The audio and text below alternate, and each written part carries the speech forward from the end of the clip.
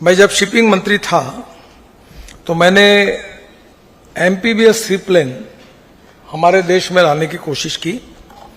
मैं खुद उस हवाई जहाज में बैठकर मुंबई के समुद्र में उतरा हूं और उसके बाद ये एमपीबीएस सी प्लेन के कानून बनाने थे।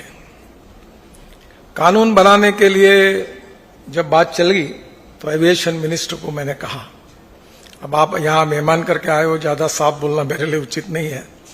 आप लोगों को जल्दी जल्दी काम करने की आदत नहीं है, डिले बहुत होता है। तो एक दिन मैंने एयरपोर्ट अथॉरिटी के चेयरमैन को बुलाकर कहा कि आप जिसको एमपीबीएस सी प्लेन कहते हैं उसको मैं फ्लाइंग बोट कहूंगा। ऑलरेडी कहता हूं क्योंकि पानी में चलती है।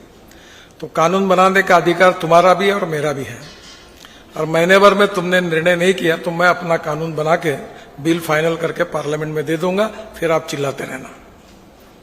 ये कहने के बाद फिर कानून बना। जो आता वो फाइल में बैठने की आदत बहुत खराब है। मैं अक्सर एक बात दोहराते रहता हूं कि I like people who can get the things done. हमारे यहां ये बैठे, यहां एक एयर स्ट्रिप बनानी थी यहाँ की।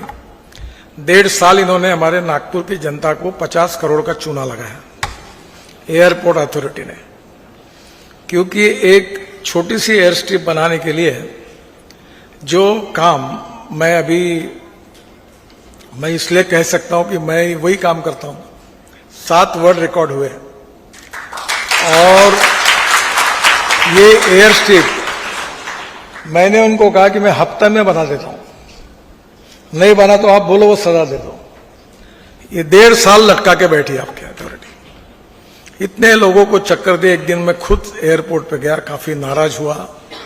मैंने एयरपोर्ट एविएशन सेक्रेटरी और मिनिस्टर को बुलाया, खूब डांट पिलाई मैंने उनको, क्योंकि वो एयर स्ट्रिप करने वाला कॉन्ट्रैक्टर एक इंजन ट्रोलर लगा के खड़ा रहता था। 1.5 साल उसने कहा और लोगों को कहते थे कि नितिन गडकरी जी और देवेंद्र फडणवीस चुनाव का टाइम है, उनकी स्पेशल फ्लाइट आती है, इसलिए हमने काम नहीं किया।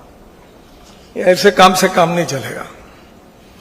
अगर आप ये 1.5 साल में एयरलाइंस के टाइम टेबल बदल गए और उन्होंने हमसे वसूली की जनता से और टिकट रेट बढ़ा दिए, क्योंकि आपने एयरपोर्ट 10 बजे बंद कर दिया और बंद करने के बाद 10 बजे से काम भी नहीं होता और प्लेन भी नहीं होता था। ये साल भर चला और पूरे जनता को आपने तकलीफ दी। आज भी मेरे मन में इसका गुस्सा है और हमने 50-60 करोड़ रुपए रेट बढ़ाते हुए लोगों को एयरलाइन ने टिकट बढ़ाकर हमने चुकाया। और जब मैंने बोला तब वो एयर स्ट्रिप को वो बिटुमेन डालने का काम हुआ। कोई कठिन नहीं था। एक 4-5 रोलर लगा के डे एंड नाइट काम करते, 7-8 दिन में। तो अभी मेरे डिपार्टमेंट में यही रोड बनाते हैं, 40 किलोमीटर पर डे रोड बनाते हैं। और अभी हमने 3 वर्ल्ड रिकॉर्ड किए थे। तो पहला था बड़ौदा मुंबई हाईवे पर, दिल्ली मुंबई हाईवे पर हमने, तो ये जो तुमने जितनी एयर स्ट्रिप बनती उतना काम 2 दिन में किया था और आपने 1.5 साल हमको तकलीफ दी। अब मेरा अच्छा नहीं बोलना आपको, आप मेहमान करके आए हो, पर मेरा भी दर्द है तो मैं आपको बताऊं।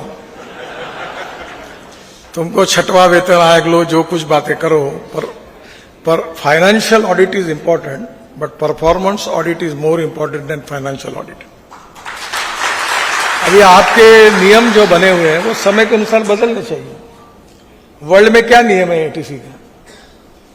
मैं अक्सर, बहुत बार मुझे मौका मिलता है कि मैं हेलीकॉप्टर से दिल्ली से स्पेशल फ्लाइट से इधर उधर जाने कहाँ पड़ता है। तंग आ गया मैं।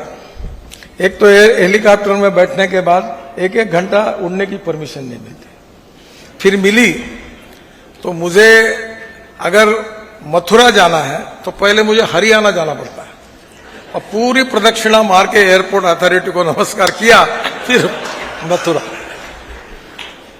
चौबे करके एक सेक्रेटरी थे, तब मैंने उनको बताया था कि ये नियम बदलो।